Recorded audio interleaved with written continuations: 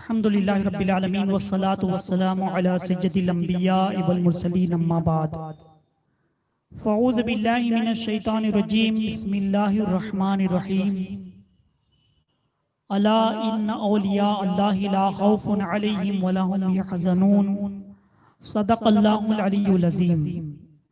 आइए सबसे पहले हम और आप अपने और सारे जहां के मरकज़े अक़ीदत आक़ाए दो जहां हुज़ूर रहमते आलम ताजदार मदीना सल्लल्लाहु अलैहि वसल्लम की बारगाह बेकस पनाह में दुरूद व सलाम की नज़र निशावर करने पड़ी। अल्लाहुम्मा सल्लि अला सय्यदना व मौलाना मुहम्मद व अला आलिहि व अस्हाबिहि व बारिक व सल्लिम सलातम व सलामन अलैका या रसूलल्लाह सल्लल्लाहु अलैहि वसल्लम।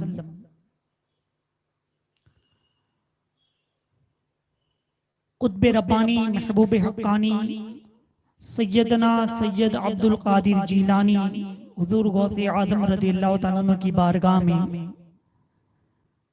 हमारे पीरों मुर्शिद हुजूर ताजुश शरिया रहमतुल्लाह तआला अलैहि खिराज अक़ीदत पेश करते हैं।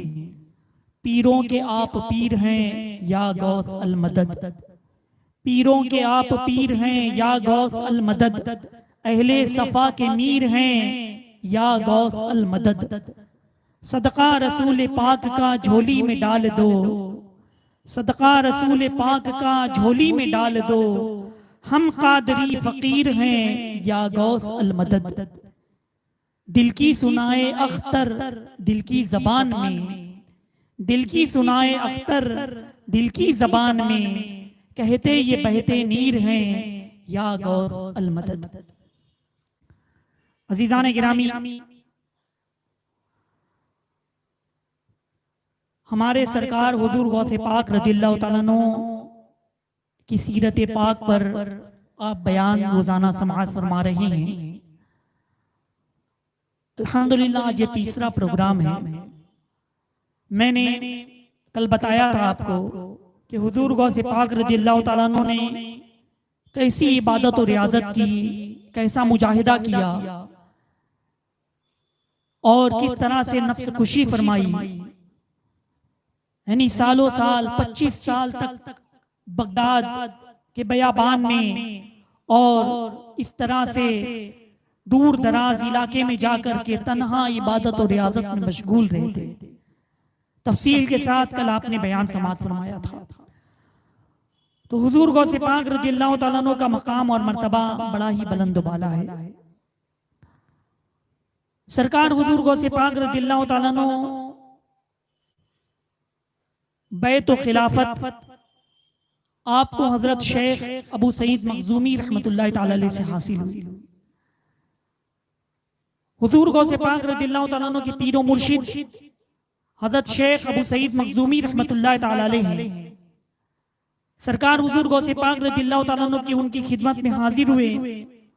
आपने हुजूर गौसे पाक रज़ियल्लाहु तआला अन्हु को अपना मुरीद बनाया और अपने हाथ से उनके पीरों मुर्शिद ने हुजूर गौसे पाक रज़ियल्लाहु तआला अन्हु को खाना खिलाया।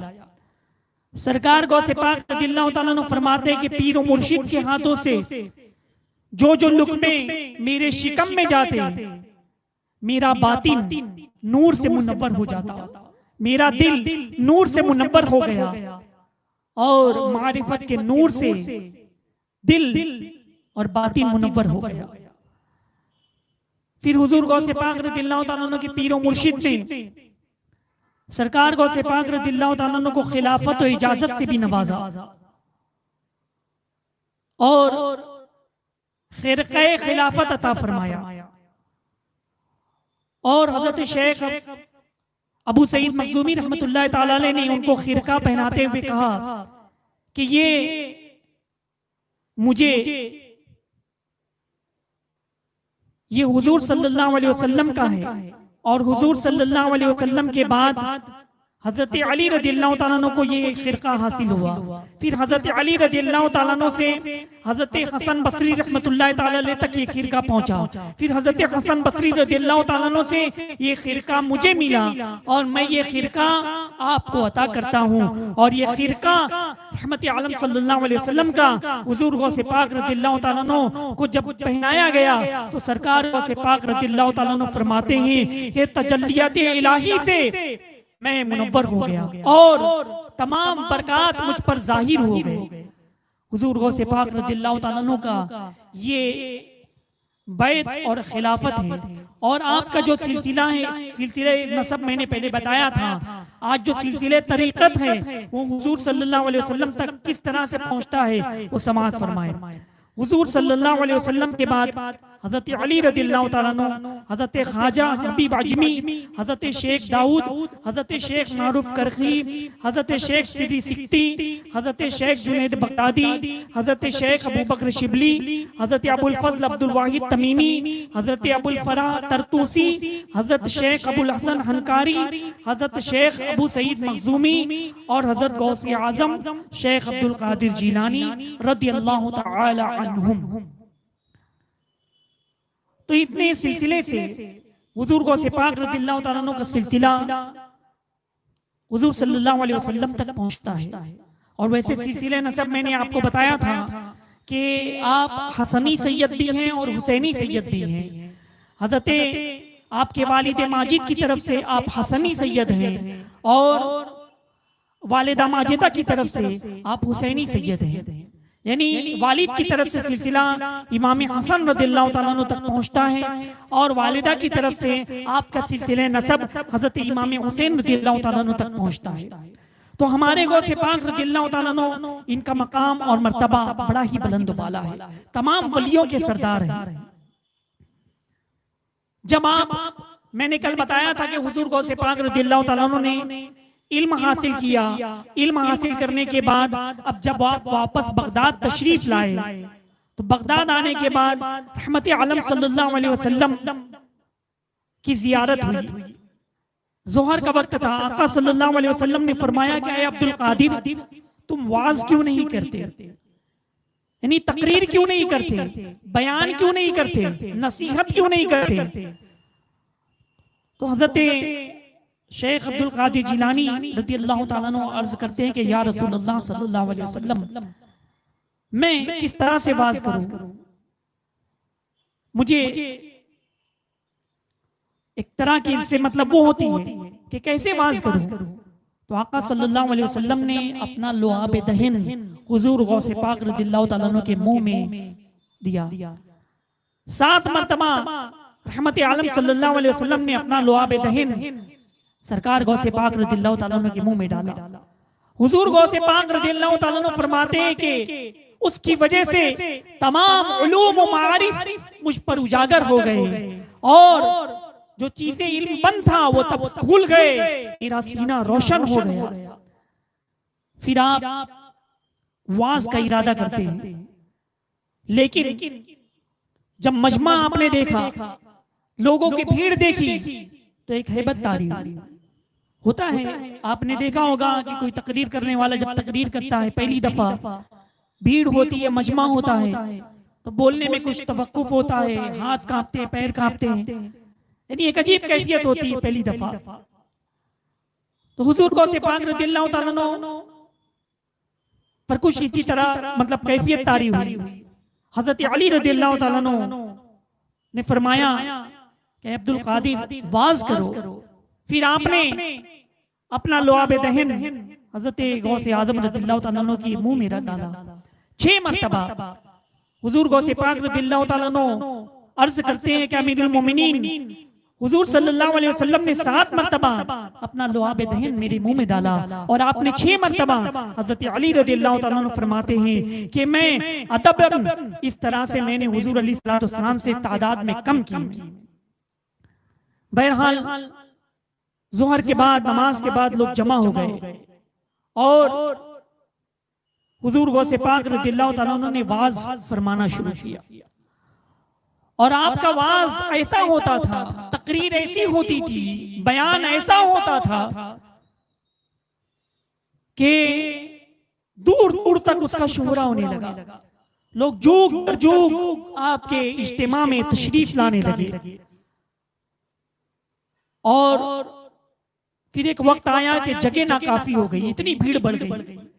फिर जो मदरसा था जहां पर आप वाज फरमाते थे, जो पीरो मुर्शिद ने आपको हवाले कर दिया था कि आप इसको आगे बढ़ाएं, तो वो जो हॉल था वो नाकाफी था। फिर उसके बाद और भी मकानात करीब के खरीदे गए और उस चीज को जहां इज्तिमा होता था उसको और बड़ा किया गया और बड़ा किया गया, तौसी की गई, यहाँ तक के 70,000 का मजमा हुजूर गौसे पाक रज़ियल्लाहु ताला अन्हु की इज्तिमा में हाजिर होता था। 70,000 के मजमे में तकरीर फरमाते थे। मुसलमानों, आज तो लाउड स्पीकर है, ये माइक है, माइक के जरिए, स्पीकर के जरिए हम अपनी आवाज हजारों लाखों तक पहुंचा देते हैं। बल्कि आज तो इतनी जदीद टेक्नोलॉजी है कि मैं यहाँ बॉम्बे की सरजमीन भिवंडी में यहाँ पर बयान कर रहा हूँ। रजा बरादरान यूट्यूब चैनल और रजा बरादरान फेसबुक पेज के जरिए पूरी दुनिया में, न सिर्फ हिंदुस्तान, न सिर्फ भिवंडी, पूरी दुनिया में हमारा प्रोग्राम देखा जाता है। तमाम लोग सुन रहे हैं मेरी आवाज। इतनी जदीद टेक्नोलॉजी है। लेकिन उस जमाने में तो ये माइक नहीं था, उस जमाने में तो ये मोबाइल नहीं था, उस जमाने में तो ये फैसिलिटी नहीं थी। लेकिन हमारे बुजुर्गान दीन का तसर्रुफ देखिए। हुजूर गौसे पाक रज़ियल्लाहु ताला अन्हु बयान फरमाते हैं और जिस तरह से करीब बैठने वाला शख्स सरकार गौसे पाक रज़ियल्लाहु ताला अन्हु के बयान को अच्छी से सुनता, उसी तरह से आखिर में बैठने वाला शख्स भी हुजूर गौसे पाक रज़ियल्लाहु ताला अन्हु के बयान को उसी तरह से सुना करता था। अजीजान गिरामी, ये सरकार गौसे पाक रज़ियल्लाहु ताला अन्हु की करामत थी। और मैं आपको बताऊंगा कि जब आपने कदम हाज़ा रक़बतिन कुल्ली वली किल्ला कहा था तो उस वक्त जितने लोग मौजूद थे औलियाए किराम सबने आपकी आवाज सुनी थी और आपकी आवाज गरीब नवाज ने भी सुनी थी। हिंदुस्तान की सरजमीन पर तमाम औलिया रूए जमीन पर जहां थे सब लोगों ने सुनी थी, सबने असर तस्लीम को खम किया था। अजीजान मिल्लत इस्लामिया, यहाँ पर लोग एतराज करते हैं कि सरकार गौसे पाक रज़ियल्लाहु ताला अन्हु बगदाद से ऐलान कर रहे हैं, इंडिया की सरजमीन पर गरीब नवाज सुन रहे हैं, दूसरे ममालिक पे दूसरे औलियाए किराम सुन रहे हैं। ये कैसे मुमकिन है? ये कैसे मुमकिन है? ये तो शिर्क है, ये तो बिदअत है। तरह तरह के फतवे लगाते हैं। अजीजान मिल्लत इस्लामिया, मैं आपसे कहना चाहता हूँ, एक मोबाइल के जरिए हम अपनी आवाज को न सिर्फ अपने शहर बल्कि अपने मुल्क बल्कि पूरी दुनिया तक एक सेकंड में पहुंचा सकते हैं। तो जब तो परवरदिगार आलम मोबाइल जैसी इस मादी कुव्वत में ये ताकत दे सकता है कि हम अपनी आवाज को मिनटों सेकंड में कहां से कहां पहुंचा सकते हैं, तो क्या वही परवरदिगार आलम अपने महबूब बंदों को वो ताकत नहीं दे सकता? औलिया को वो ताकत नहीं दे सकता? बुजुर्गान दीन को वो ताकत नहीं दे सकता? अपने महबूबों को वो ताकत नहीं दे सकता? बिलाशुबा दे सकता है। अरे तुम मोबाइल की ताकत को तस्लीम करते हो, यहाँ शिर्क और यहाँ पर दूसरे फतवे बिदअत के नहीं लगाते। जहाँ वलियों का मामला आता है तुम्हें शिर्क याद आ जाता है, जहाँ वलियों का मामला आता है तुम्हें बिदअत याद आ जाती है, जहाँ वलियों का मामला आ जाता है तुम्हें इस तरह की बातें याद आ जाती है। कितनी हैरत की बात। साइंस के तसर्रुफात को तुम तस्लीम करते हो, टेक्नोलॉजी के इख्तियारात को तुम तस्लीम करते हो, इंफॉर्मेशन टेक्नोलॉजी के इख्तियारात को तुम तस्लीम करते हो, और अंबिया और औलिया बुजुर्गान दीन उनके तसर्रुफात, उनके पावर, उनके इख्तियारात उसको झुटलाते हो। बाज आ जाओ, बाज आ जाओ ऐसी आदत से, ऐसे अकीदे से। अजीजान गिरामी, बहरहाल औलिया किराम का जो मकाम और मर्तबा है बहुत ही बुलंद बाला है। और हमारे गौसे पाक रज़ियल्लाहु ताला अन्हु वो तो तमाम वलियों के सरदार हैं, तमाम वलियों के सरदार हैं। तो हुजूर गौसे पाक रज़ियल्लाहु ताला अन्हु वाज फरमा रहे थे, जितने लोग 70,000 से जायद मजमा होता सब लोग सुना करते थे आपका वाज। अज़ीज़ान गिरामी, बल्कि हाल ये था कि आपके वाज में औलियाए किराम जो हाजिरीन थे वो भी होते, जो गायब होते वो भी होते, रूहानी तौर पर हाजिरी देते, और मलाइका भी तशरीफ लाते थे वाज सुनने के लिए, यानी फरिश्ते भी तशरीफ लाते। इंसान तो मौजूद हैं, औलिया तो मौजूद हैं, कुतुब तो मौजूद हैं, अब्दाल तो मौजूद हैं, और हाल ये होता कि जिन भी बड़ी तादाद में हुजूर गौसे पाक रज़ियल्लाहु ताला अन्हु का वाज सुना करते थे, और तकरीबन 400 उलमा उनके वाज में तशरीफ रखते, और हुजूर गौसे पाक रज़ियल्लाहु ताला अन्हु जो बयान करते वो उलमा उनके वाज को कलमबंद किया करते थे। यानी हुजूर गौसे पाक रज़ियल्लाहु ताला अन्हु की अजमत, इसका हम और आप अंदाजा नहीं लगा सकते। हुजूर गौसे पाक रज़ियल्लाहु ताला अन्हु जब बयान करते तो न सिर्फ वो जबान की तासीर थी बल्कि रूहानियत भी उस वक्त मौजूद होती। और गौसे पाक रज़ियल्लाहु ताला अन्हु के बयान को सुन करके हम तो बड़े गुनहगार हैं, हम क्या बयान करेंगे, वो तो हमारे गौसे पाक बहुत बड़े थे, उनके कदमों की धूल भी नहीं। उनका बयान कैसा बयान रहता होगा, खशियत रब्बानी पर, तकवा पर, अल्लाह और उसके रसूल के इरशादात जो सुनाते थे। तो रिवायतों में मिलता है, रावी बयान करते हैं कि लोग अपने कपड़े फाड़ते थे, लोगों की चीखें बुलंद हो जाती, गिरियोजारी करते, रोने लगते, लोग तौबा करते, इस्तगफार करते। और कितने लोग तो वहां पर इंतकाल कर जाया करते थे, रूहें परवाज हो जाती उनकी, ये हाल होता। और कोई गैर मुस्लिम अगर गौसे पाक रज़ियल्लाहु ताला अन्हु की आवाज में बैठता तो वो मुतासिर हो करके हुजूर गौसे पाक रज़ियल्लाहु ताला अन्हु के दस्ते मुबारक पर ला इलाहा इल्लल्लाह मुहम्मदुर रसूलुल्लाह सल्लल्लाहु अलैहि वसल्लम पढ़ करके दायरे इस्लाम में दाखिल हो जाता।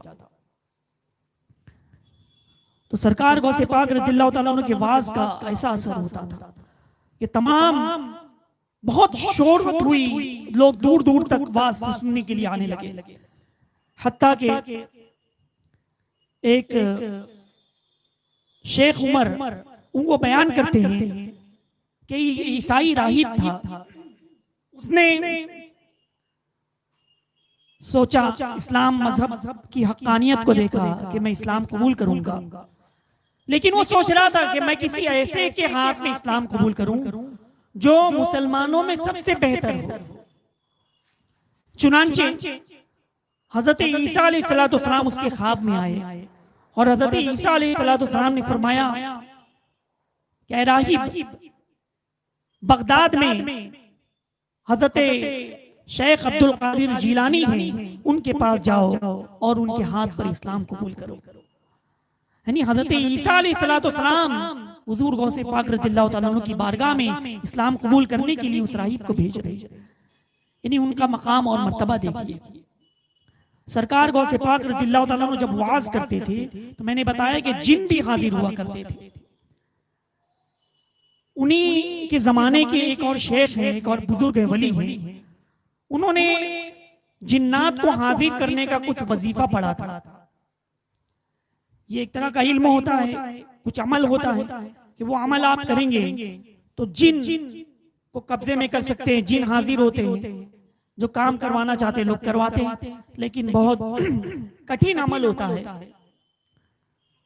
तो बहरहाल उस जमाने में एक वली थे, शेख थे, उन्होंने जिन्नात की हाजिरी का अमल किया, वजीफा पढ़ा, लेकिन ये देख करके हैरान हो गए कि वजीफा पूरा होने के बाद कोई जिन आया नहीं, कोई भी जिन नहीं आया। जब बहुत देर गुजर गई, थोड़ी देर गुजरने के बाद जिन उनके पास आए तो बुजुर्ग ने कहा कि तुम लोगों ने आने में इतनी ताखीर क्यों कर दी?